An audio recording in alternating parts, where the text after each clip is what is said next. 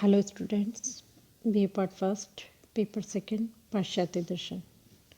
इस हफ्ते हम बात कर रहे हैं अरस्तु के दर्शन पर।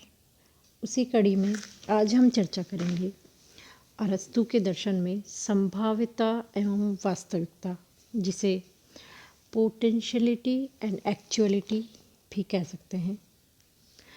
अरस्तु जगत में विद्यमान गति, परिवर्तन और विकास की व्याख्या संभाव्यता यानी पोटेंशियलिटी और वास्तविकता यानी एक्चुअलिटी के आधार पर करते हैं। अरस्तु ने आकार या स्वरूप यानी फॉर्म को वास्तविक तथा जड़ द्रव्य यानी मैटर को संभाव्यता कहा है।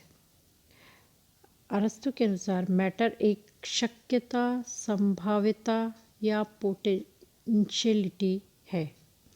यह शक्यता फॉर्म ग्रहण करने के संबंध में है। वस्तु में जो परिवर्तन होता है वह उसमें पहले से ही निहित है। जैसे कि पेड़ पहले से ही क्षमता के रूप में बीज में निहित होता है। फॉर्म शक्यता का वास्तविक रूप है। जब मैटर साकारित होता है तब संभाव्यता वास्तविकता हो जाती है। फॉर्म संभाव्यता को साकार करता है, इसलिए फॉर्म संभवन परिवर्तन की व्याख्या करता है कि किस प्रकार एक वस्तु में अपना नियमित परिवर्तन होता है। अचेतन रूप में वस्तु अपने फॉर्म को प्राप्त करना चाहती है, इसलिए विकास होता है। अरस्तु भी प्लेटो की तरह फॉर्म को नित्य मानते हैं। केवल एक फॉर्म की जगह दूसरा फॉर्म आ जाता है और इस तरह से विकास होता है। शक्यता के कारण ही मैटर में परिवर्तन होता है। परिवर्तन का लक्ष्य है शक्यता वास्तविक हो, अतः परिवर्तन का आश्रय मैटर और लक्ष्य फॉर्म है। जब तक मैटर साकारित नहीं होता तब तक मैटर में अभाव बना रहता है। अरस्तु के अनुसार शक्यता ही अभाव है, क्योंकि यह अभी वास्तविकता में रूपांतरित नहीं है। अतः परिवर्तन अभाव को दूर करने के लिए होता है। जब मैटर फॉर्म को ग्रहण करता है तब वह अभाव दूर हो जाता है।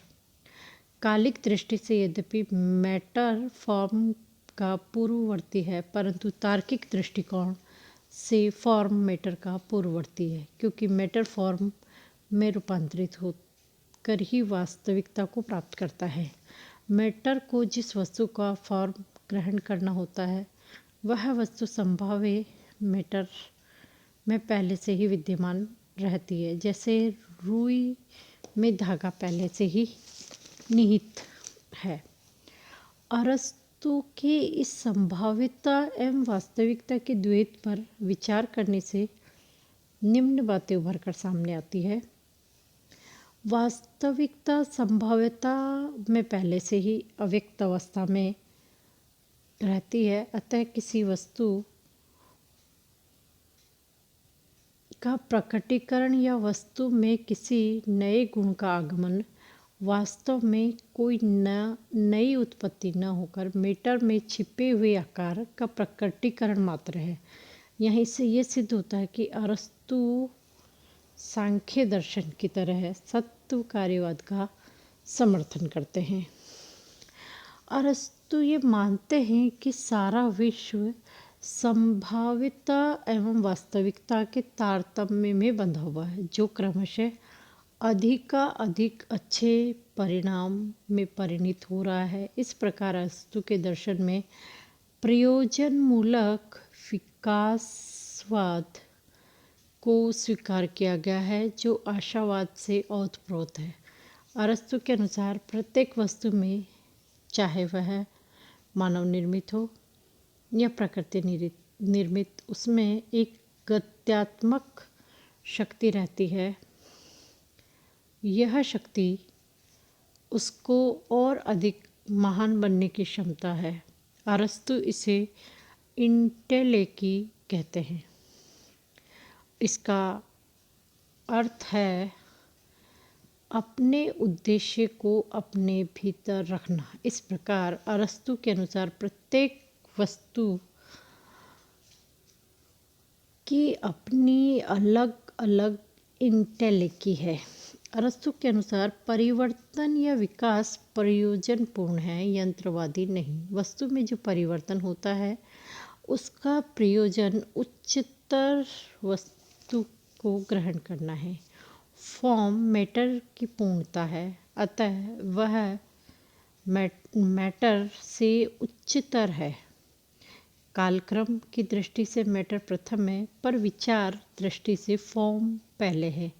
विकास क्रम में जैसे जैसे उच्चतर स्थिति आती है वैसे वैसे फॉर्म की मात्रा बढ़ती है और मैटर की मात्रा कम होती जाती है। इस विकास क्रम में सर्वोच्च स्तर पर शुद्ध स्वरूप या शुद्ध आकार या प्योर फॉर्म के रूप में अरस्तु ईश्वर को स्वीकार करते हैं, जहाँ सारी संभाव्यता साकारित हो जाती है। इसमें मैटर नहीं है। यही परम रूप ईश्वर जगत का आदि कारण है। वह अगतिशील गतिदाता यानी अनमूव्ड मूवर है, यानी जो खुद गतिशील नहीं है लेकिन सबको गतिमान करता है। यद्यपि प्रथम चालक या गतिदाता स्वयं गतिहीन है, लेकिन वह दूसरी वस्तुओं को गति प्रदान करता है। यह गति वह आकर्षण से पैदा करता है जिस प्रकार प्रेमिका को आकर्षित करती है, जिससे प्रेमी में क्रियाशीलता आ जाती है। इसी प्रकार ईश्वर प्रकृति को आकर्षित करता है, जिससे उसमें क्रियाशीलता उत्पन्न होती है, गति उत्पन्न होती है। अब बात करते हैं अरस्तु के इस विचार की आलोचना की, जो इस प्रकार है। जिस प्रकार प्लेटो यह दिखाने में असमर्थ है कि प्रत्यय से वस्तु कैसे उत्पन्न होती, उसी प्रकार अरस्तु भी यह नहीं दिखा पाते कि कैसे फॉर्म की उत्पत्ति होती है। और अरस्तु के दर्शन में संभाव्यता का अर्थ स्पष्ट नहीं है। इसमें संभाव्यता और कितनी संभाव्यता यह स्पष्ट नहीं है, तथा अरस्तु का उद्देश्य एक रूपता की व्याख्या करना है, परंतु उनके दर्शन में मैटर और फॉर्म का द्वैत बना हुआ है। वे मैटर को पूरी तरह से फॉर्म में रूपांतरित नहीं कर पाए हैं। प्लेटो के दर्शन में जो दोष है वे अरस्तु के दर्शन में भी विद्यमान है। जैसे प्लेटो के प्रत्यय अलौकिक जगत में निवास करते हैं, तो अरस्तु का भी शुद्ध फॉर्म अलौकिक जगत से ही संबंधित है। अरस्तु की विकासवादी अवधारणा आधुनिक जैविकीय विकासवादी अवधारणा के विपरीत है। आधुनिक विकासवादी अवधारणा यह मानती है कि विकास के क्रम में कुछ जीवों का पूर्णतः उन्मूलन हो जाता है, जैसे डायनासोर आदि, तो कुछ नए जीवों की अचानक उत्पत्ति भी होती है। इनसे भिन्न अरस्तु विकास के क्रम में केवल उत्तरोत्तर विकास क्रम को ही स्वीकार करते हैं। अरस्तु ईश्वर को अव्यक्तित्वपूर्ण मानते हैं, परंतु ईश्वर को अव्यक्तित्वपूर्ण मानने पर जगत में विद्यमान गति एवं प्रयोजन की तर्क संगत व्याख्या नहीं हो पाती। यहाँ ईश्वर को अगतिशील गतिदाता के रूप में स्वीकार किया गया है। अब हम बात करते हैं महत्व की, संभाव्यता और एक्चुअलिटी की। अरस्तु ने फॉर्म को वस्तु विशेषों में निहित कर जगत की गरिमा एवं महत्ता को पुनः स्थापित किया है। अरस्तु का दर्शन आशावाद का संदेश देता है।